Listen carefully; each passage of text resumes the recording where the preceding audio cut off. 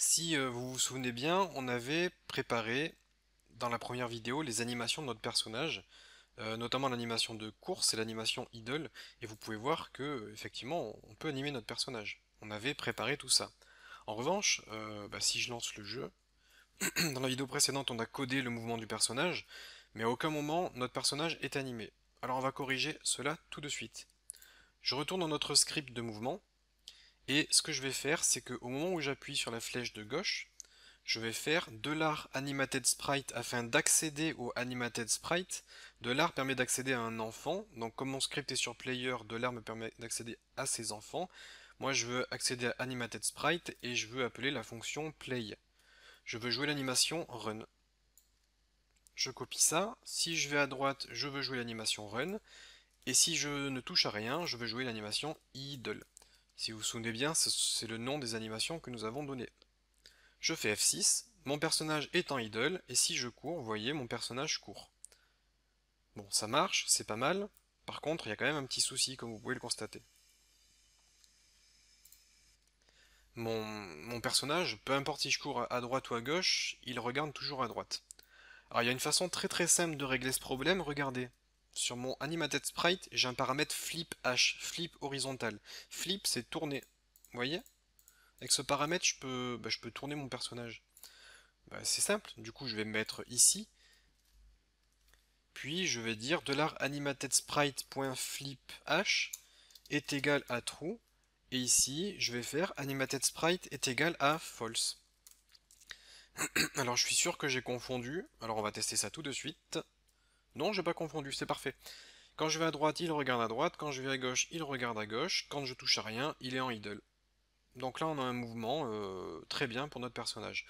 C'est simple, mais on va rester comme ça sera largement suffisant. Par-dessus ça, je vais maintenant créer un petit diamant qui va tomber du ciel. Donc je me mets dans jeu 2D, je fais plus, je vais rechercher un rigid body 2D, parce qu'il faut que mon diamant puisse tomber du ciel. Donc j'ai besoin d'un rigid body afin que la gravité soit appliquée. Pour, euh, pour fonctionner, je vais avoir besoin de pas mal de choses. Alors je vais déjà commencer par créer un area 2D qui va me permettre de gérer les collisions. Dans ce area 2D, ce que je vais faire, c'est que je vais prendre le diamant déjà. Alors le diamant, il se cache où? Il se cache dans... je l'ai perdu. Il se cache dans Items, Gem. Voilà. Je prends le diamant, disons celui-ci, peu importe. Ce diamant, je le mets dans je le mets oui dans le area 2D. Donc il est ici et je le mets bien comme ça. Ensuite, le area 2D pour pouvoir gérer les collisions, il a besoin d'un collision shape. Je vais mettre un collision shape 2D. Ce collision shape, je vais lui mettre un shape qui sera un cercle, et ce cercle, je vais faire en sorte qu'il soit suffisamment grand. Ça va être pour gérer la collision entre le diamant et le personnage. Sur mon rigid body, j'ai toujours une erreur. On me dit que mon rigid body a besoin d'une collision. Donc le area 2D a besoin d'une collision, mais le rigid body aussi. Je vais donc ajouter un collision shape 2D sur le rigid body, et ce collision shape 2D, ça sera également un cercle. Par contre, faites très attention, mettez une taille toute petite comme ceci, de façon à ce que la collision du rigid body soit pile à la taille de votre diamant, et votre collision de l'area soit beaucoup plus grande. La collision du rigid body va permettre de détecter la collision entre le diamant et le sol, par exemple, comme ça si le diamant tombe au sol, il reste au sol, et l'autre objet de collision va permettre de détecter la collision avec le personnage, de façon à ce que le personnage puisse ramasser le diamant. Je vais ensuite sélectionner tout ça, pas le rigid body parce que je ne peux pas le redimensionner, mais je vais sélectionner tout ça, et je vais aller dans le transform pour redimensionner le diamant. Alors là par contre non, c'est peut-être un peu beaucoup trop grand. Là je me suis un petit peu enflammé. Non, attendez, 1 c'était peut-être pas mal en fait. Alors là mon éditeur a planté, j'attends 2 secondes, voilà.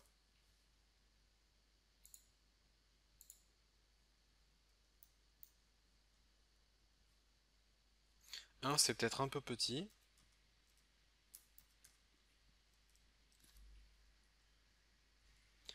Je vais mettre 1.5 et ça sera parfait. Mon rigid body, pour l'instant je vais le mettre disons par là, juste histoire de dire. La taille du diamant est bonne, je vais renommer mon diamant, clic droit, renommer, je vais le renommer en gemme. Et je pense qu'on est bon. Donc comme on est bon, je vais faire clic droit sur le diamant et je vais faire sauvegarder la branche comme scène et je vais l'appeler gemme. Ce qui me permet d'avoir mon diamant sous forme de scène, ce qui me permettra du coup de pouvoir l'instancier comme ceci. Donc je vais supprimer, voilà, et je vais juste tester, je fais F6 pour lancer le jeu, et là le diamant tombe, et la collision est gérée.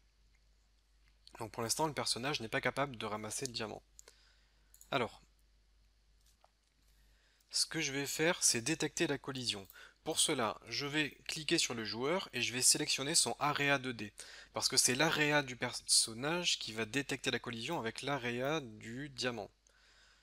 Moi je préfère détecter les collisions avec les areas, c'est beaucoup plus facile. Parce que sinon, si vous passez par les bodies, comme par exemple votre gemme, il aurait fallu cocher les contacts reported pour détecter les contacts, c'est un petit peu plus complexe. Donc la façon la plus simple, c'est de cliquer sur le area du personnage.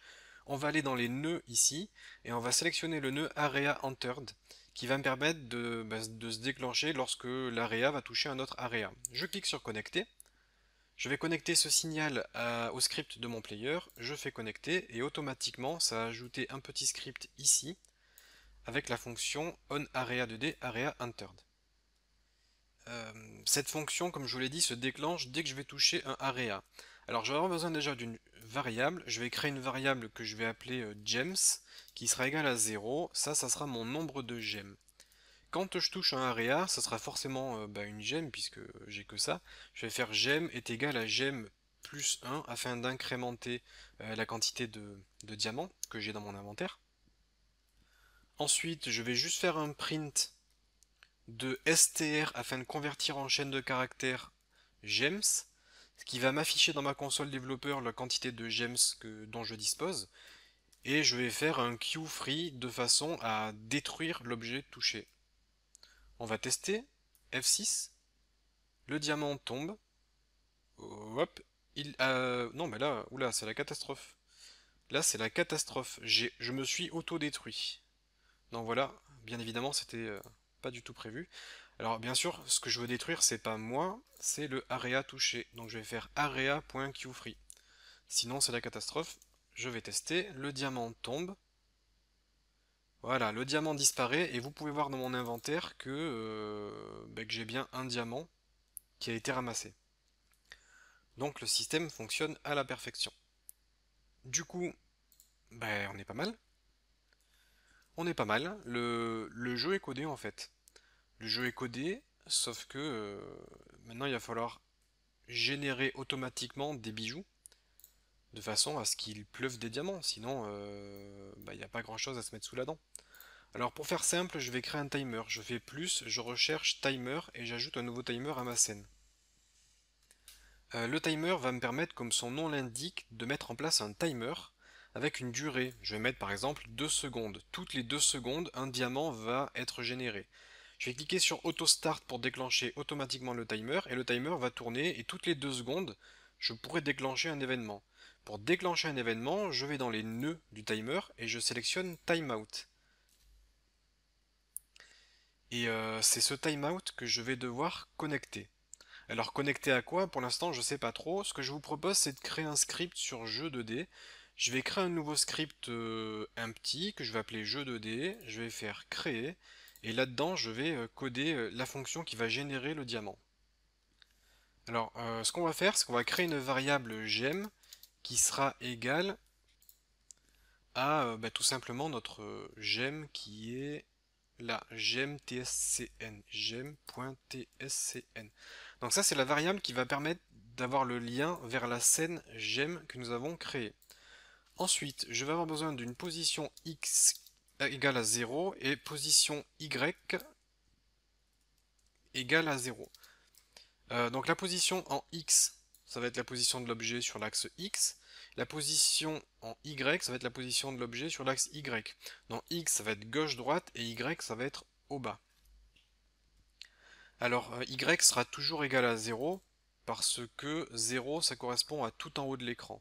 Et moi, quoi qu'il arrive, je veux créer le diamant en haut de l'écran. position X sera égale entre 0 et 1024, puisque ma fenêtre fait 1024 pixels. Donc la position de mon objet sur l'axe X sera comprise entre le minimum et le maximum, à savoir 0 à 1024. Bon, maintenant que ça c'est fait, je vais créer une fonction, create gem par exemple. Alors pour créer votre gem, c'est comme ceci qu'il faut procéder. Vous allez créer une variable qui sera la ressource, donc je vais l'appeler gem ressource, qui est égale à load de gem. Donc ma ressource, ça sera égal à load de ma scène, donc on va charger ma scène et stocker ça dans une ressource. Ensuite, la gemme finale, donc l'objet final, sera égal à votre ressource.instance. On crée une instance. Ça fait une instantiation. Une fois qu'on en est à ce stade, l'objet n'apparaîtra toujours pas sur votre scène. Il faut faire un add child pour cela, mais avant de faire le add child, je vais calculer la position en X de mon objet. Comme je vous l'ai dit, il faut générer une position aléatoire pour que le jeu soit intéressant, il faut que ce soit complètement aléatoire. Et donc je vais générer une position aléatoire comprise entre 0 et 1024. Pour cela, j'écris position en X est égal à rand i pour int, parce qu'on génère un entier. Et c'est parenthèse parenthèse, %1024 plus 1, ça c'est la fonction qui va vous permettre de tirer au sort un nombre aléatoire, compris entre 1 et la valeur spécifiée ici. Donc là ça me permet d'avoir un nombre aléatoire.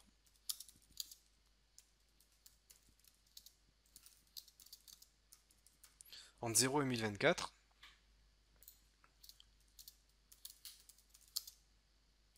Là on instancie notre gemme.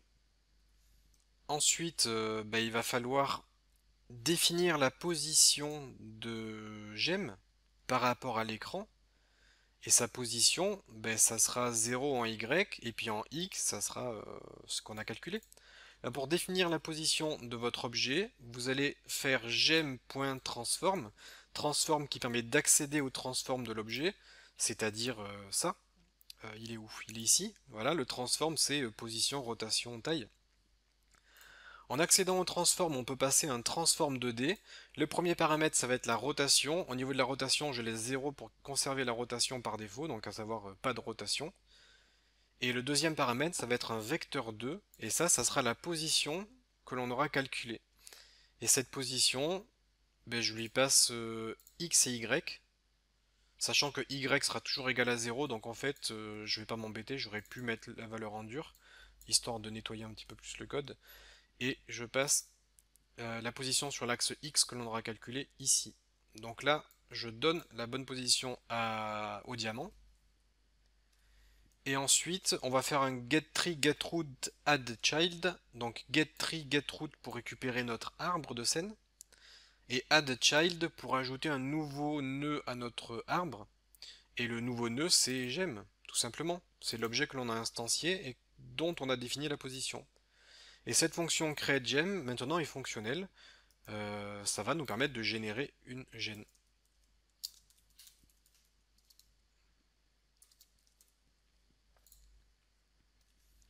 C'est très bien. Le code est fini. On a bien notre fonction ici. Et maintenant, ce que je veux, c'est appeler cette fonction à un intervalle de temps régulier. Alors vous avez compris, on doit retourner sur le timer, sur les nœuds, et on va connecter l'événement timeout. Je vais faire connecter timeout sur le script que l'on a mis sur jeu 2D. Ça va me générer cette fonction timeout. Et dans cette fonction timeout, je vais tout simplement faire un create gem pour appeler tout ça. Donc toutes les 2 secondes, on va générer notre gemme. Alors en récapitulatif, on a le script du personnage qui permet de gérer le déplacement du personnage ainsi que les animations. Dans ce script, on détecte également la collision entre le personnage et notre gemme, de façon à pouvoir augmenter notre inventaire et détruire notre gemme. Et le script jeu génère l'objet à intervalle de temps régulier. On teste, je fais F6. Là, c'est la gemme créée par défaut. Et là, vous voyez, il y en a une qui tombe ici, une qui tombe ici, Et toutes les 2 secondes, on va avoir un diamant qui va tomber du ciel. Et vous pouvez voir dans la console développeur juste en dessous que ma quantité de gemmes augmente bien. Vous voyez, j'ai 7, 8, 9. La quantité de gemmes que j'ai ramassées augmente bien et ben, le calcul est correctement réalisé. Donc voilà ce que j'avais à vous montrer pour ce mini projet. Je vais m'arrêter là. Vous avez les bases d'un mini projet avec Godot. Vous pouvez bien évidemment aller beaucoup plus loin, ajouter le score ici qui apparaît, changer de niveau lorsqu'on a ramassé 10 gemmes, accélérer la quantité de gemmes instanciées au cours du temps, mettre des pièges au sol pour ralentir par exemple le joueur, vous pouvez mettre des ennemis, la possibilité de sauter au-dessus des ennemis, il y a vraiment des tonnes et des tonnes de possibilités. Là, je vous ai vraiment montré les bases pour démarrer. Vous avez maintenant un petit projet pour pouvoir démarrer dans de bonnes conditions. Et c'est à vous d'inventer le scénario de votre jeu. Bien évidemment, pour aller plus loin, il y a ma formation complète sur Udemy, sur la création de jeux 2D avec Godot, qui vous permettra donc d'apprendre plus profondément la création de jeux 2D avec ce moteur. J'espère que ces 3 petites vidéos vous auront plu et permis de découvrir une nouvelle façon de concevoir vos jeux 2D sous Godot. Et je vous dis à bientôt pour d'autres vidéos.